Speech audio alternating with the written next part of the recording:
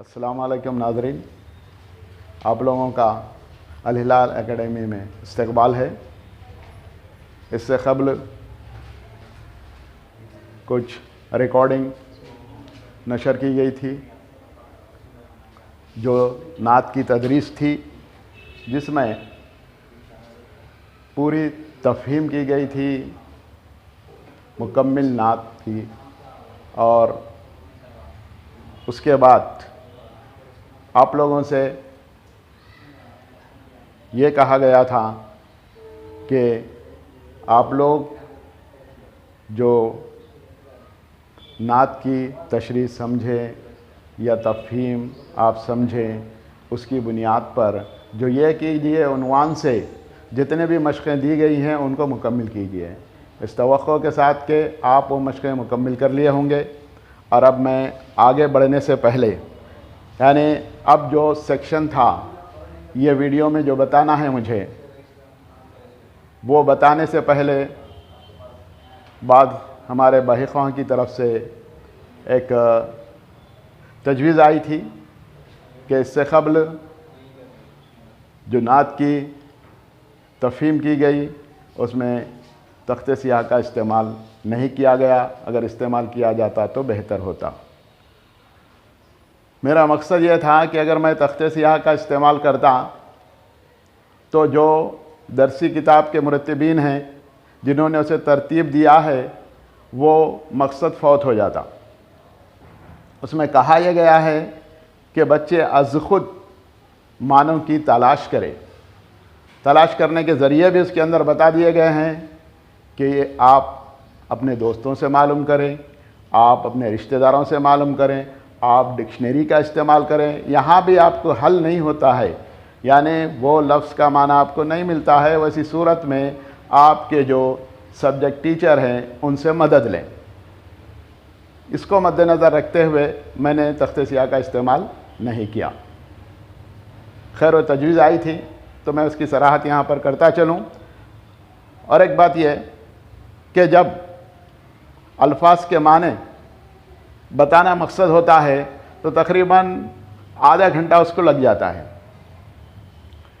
पहले भी कहा था मैं कि डिजिटल लेसन है, मैक्सिमम ये कोशिश की जाएगी कि सबक मुकम्मिल हो जाए या तदरीस कम वक्त में तकमील को पहुंच जाए, ये कोशिश यहाँ पर होती है।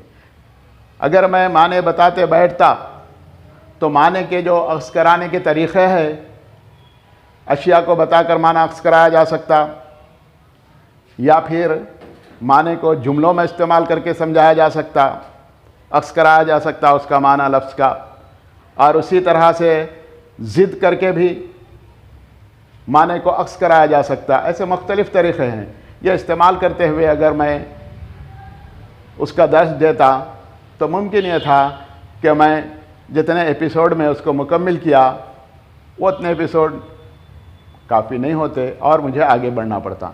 तो खैर ये थोड़ी सी तशरीह थी, थोड़ी सी वदाहत थी, और मैं उनका भी शुक्रिया अदा करता हूँ जिन्होंने मुझे तवज्जो दिलाई है। अब जैसा कि आप लोगों को मैंने कह दिया था या मैं मशवरा दिया था कि आप लोग जितनी भी मशक़ें हैं उसको मुकम्मिल कीजिए, और उम्मीद भी ये रखी गई थी कि आप लोग वो मशक़ें मुकम्मिल कर लिए होंगे। अब उसके बाद जो बताना मकसद है और एक आगे का जो सेक्शन है ज़बान शनासी है।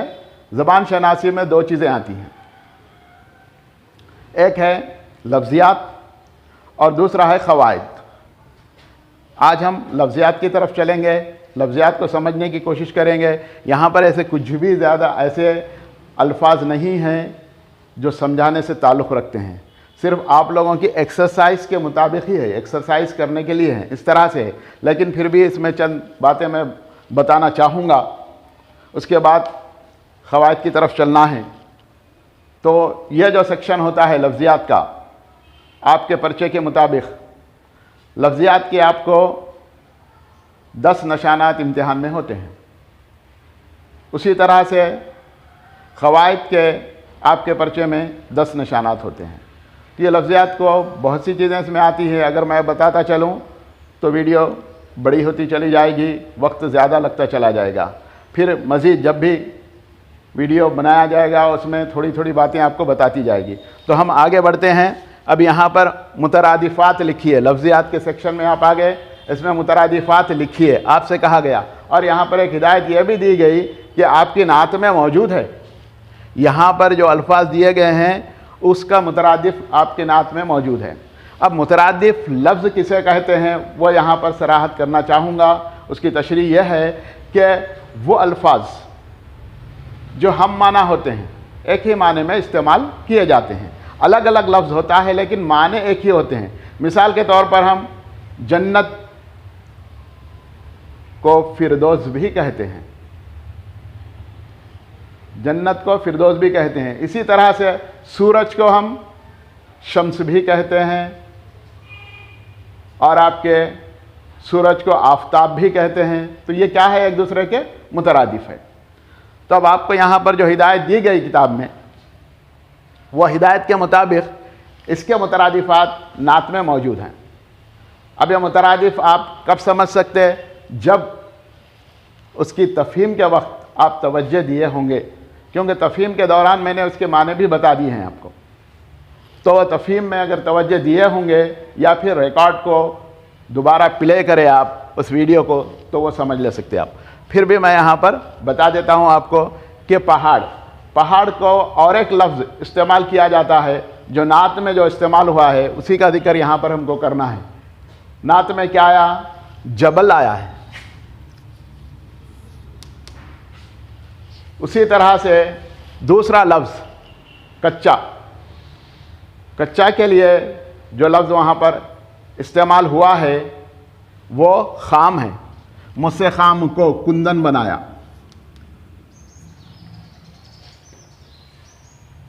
اسی طرح سے آواز کے لیے وہاں پر جو لفظ استعمال کیا گیا ہے یعنی مترادف لفظ وہ ہے صدا. آواز کا صوت ہے, نیچے کا بول دے رہا تھا میں, آواز کا صوت ہے. اسی طرح سے ہمیشہ کا صدا ہے. اب یہاں تک میں روک دینا چاہ رہا ہوں چونکہ یہ آپ لوگ اس میں سے تلاش کر کے لکھ لے سکتے ہوں گے. اگر نہیں تو پھر اس کو بھی تسلسل کرنا چاہوں گا, اس کو آگے بڑھانا چاہوں گا. آواز 2 دفعہ آ گیا یہاں پر. ایک وہاں پر ہے واحد, اور یہاں پہ واحد بھی آ گیا. اب یہ تو یہاں آ گیا ہے واحد کا ایک. اسی طرح سے غیر ہے, وہاں پر جو لفظ ہے پرائے. غضب ہے, آپ کی نعت میں ہے غصہ, نعت میں ہے غضب. آپ کی نعت میں زمانے کے متعلق ہے خرن. گواہی, اس کے متعلق جو لفظ وہاں پر دیا گیا شہادت. غلطی, وہاں پہ جو لفظ دیا گیا خطا. جانب, نعت میں جو لفظ دیا گیا ہے رخ. جنگل کے لیے جو لفظ استعمال ہوا ہے وہاں پہ دشت و صحرا آیا تھا. تو یہ مترادفات ہیں, اور یہ مترادفات کیوں ہم کو معلوم ہونے چاہیے, اس لیے کہ ہم جب مترادفات کا علم رکھتے ہیں تو ہماری ویکیبلری بڑھتی, یعنی ذخیرہ الفاظ میں اضافہ ہوتا. جب بات کرتے ہیں آپ یا تحریر کرتے ہیں تو ایک ہی مقصد کو واضح کرنے کے لیے کئی الفاظ کا استعمال کر سکتے. اب آگے بڑھیں گے. محاوروں کا مطلب اور جملوں میں استعمال, یہ کرنا ہے. محاوروں کا مطلب اور جملوں میں استعمال. محاورہ کا مطلب یعنی محاورہ کسے کہتے ہیں میں آپ کو سمجھا دیا تھا تفہیم کے دوران میں ہی. نعت کی تفہیم کے دوران میں محاورہ کسے کہتے ہیں سمجھا دیا گیا تھا. پھر بھی مختصراً یہ ہے کہ محاورہ کے اصل معنی ہے گفتگو یا باہم کلام ہونا, اور اس کا مطلب یہ ہے کہ 2 یا 2 سے زائد الفاظ کا مجموعہ جو اپنے حقیقی معنی نہیں دیتا ہو، مجازی معنی میں استعمال کیا جاتا ہو، اس کے ساتھ ایک شرط یہ ہے کہ یہ مصدر سے نکلا ہو، بنا ہو، یعنی جس کے آخر میں نا کا استعمال ہوتا ہو۔ بہت سے محاورے یہاں پر ہے، آپ کی نعت میں آئے ہیں وہ محاورے۔ اب اس کے پہلے معنی یا مطلب لکھنا ہے، اس کے بعد جملے میں استعمال کرنا ہے۔ یہاں پر زیادہ وقت ہو گیا، یہاں پہ ایک دو محاوروں کو جملوں میں استعمال کر کے میں بتا دیتا ہوں۔ مطلب البتہ تمام کا بتانے کی کوشش کروں گا۔ برلانا آپ کی نعت میں آیا سو ہے، کام آنا بھی آیا سو ہے۔ برلانا یعنی پوری کرنا۔ اسی طرح سے کام آنا، کام آنا کے یہاں پر ہم کام آنا کے معنی مدد کرنا کے ہے، اور ایک بھی ہوتا ہے اس کا معنی فلاں شخص جنگ میں کام آ گیا، قتل کے معنی بھی آتے ہیں۔ غم کھانا، غم میں شریک ہونا، دوسروں کے غم کو اپنا غم سمجھنا۔ درگزر کرنا، معاف کرنا۔ گھر کرنا، جگہ بنانا، یعنی مطلب کہ کسی کے دل میں اس نے گھر کیا یعنی جگہ بنایا۔ زیر و زبر کرنا، تہس نہس کرنا کے بھی معنی آتے، ناکام کرنا کے معنی آتے، اور اس کے ساتھ ساتھ شکست دینا کے بھی معنی آتے۔ شیر و شکر کرنا، شیر و شکر کرنا، گھل ملنا یا گھل ملانا۔ گھل ملانا ہے یہاں پر، شیر و شکر کرنا، گھل ملانا، یہاں ہونا ہے، یہاں کرنا ہے۔ گھل ملانا یعنی مطلب یہ ہے، اور ایک یہ ہے کہ ملا دینا، ایک دوسرے میں نا اتفاقی تھی ان کو ملا دیے تو کیا بولیں گے ہم؟ شیر و شکر کرنا کہیں گے۔ اسی طرح سے شیر و شکر ہونا، گھل مل جانا، ایک دوسرے سے مل لینا، ملنا، یہ ملنا یہ ملانا دونوں میں فرق ہے۔ دو بھی محاورے قریب قریب ہے، یہاں پر شیر و شکر کرنا ہے یعنی دوسرا شخص آپس میں دوسروں کو ملا دیا تو وہاں پہ کرنا میں آئے گا، اور خود اپنے طور پہ مل لیے اس وقت میں ہونا میں آئے گا۔ اور ایک بات یہاں پر یہ بتا دوں کہ میں نے کہا تھا پہلے آپ لوگوں کو کہ حقیقی معنی نہیں استعمال ہوتے، اس کی حقیقی معنی میں نہیں، مجازی معنوں میں سے استعمال کیا جاتا ہے۔ جیسا شیر کے معنی اگر ہم دیکھیں، یہ کون سا بھی لفظ لے لیجئے آپ، میں یہاں پر بہت آسانی سے سمجھ سکتے اس لیے یہ لفظ لے رہا ہوں۔ شیر، شیر کے معنی ہیں دودھ، شکر کے معنی ہیں شکر، تو آپ جانتے ہیں شیر و شکر۔ دودھ اور شکر کس طرح سے مل جاتے ہیں؟ اگر دودھ میں ہم شکر ملا دیے تو شکر کا کوئی وجود باقی نہیں رہتا مگر اس کی مٹھاس آ جاتی، اتنا گھل مل جانے کو بولتے اس لیے۔ تو کیا ہو رہا ہے؟ مجازی معنوں میں استعمال کیا جا رہا ہے۔ یہ بات یہاں تک آپ کو سمجھ میں آ گئی ہوگی۔ اب اس کے آپ جملے بنا لیجئے، جملوں میں اس کو استعمال کر لیجئے۔ کیوں کرنا ہے؟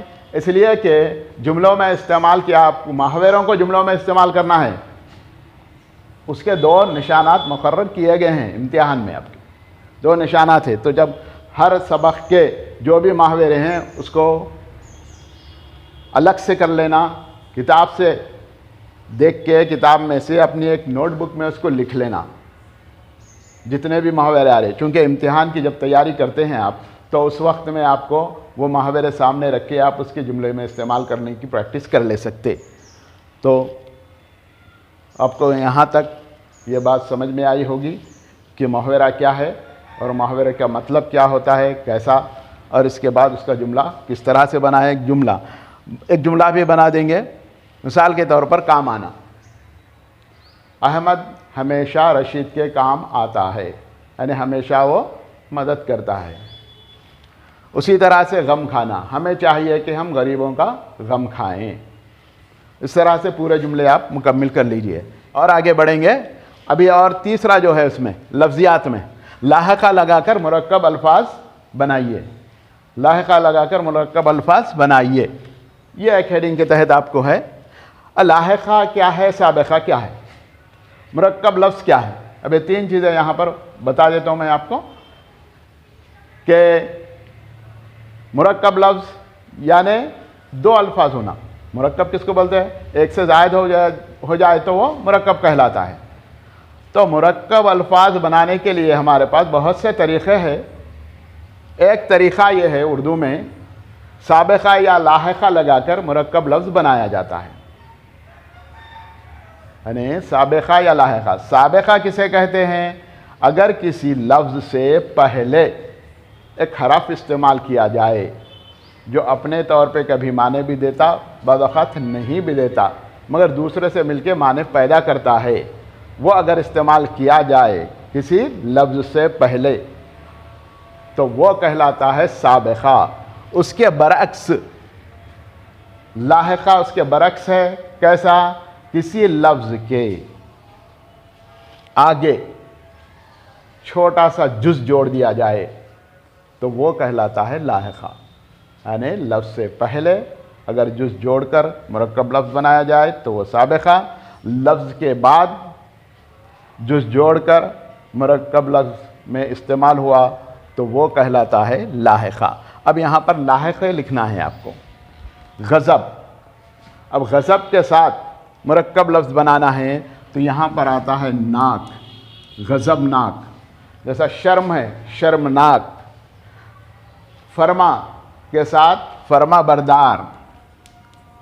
یہی نہیں، بعض اوقات یہاں پر اور ایک بھی آپ یہ کر سکتے، فرما روا بھی ہوتا ہے مرکب لفظ.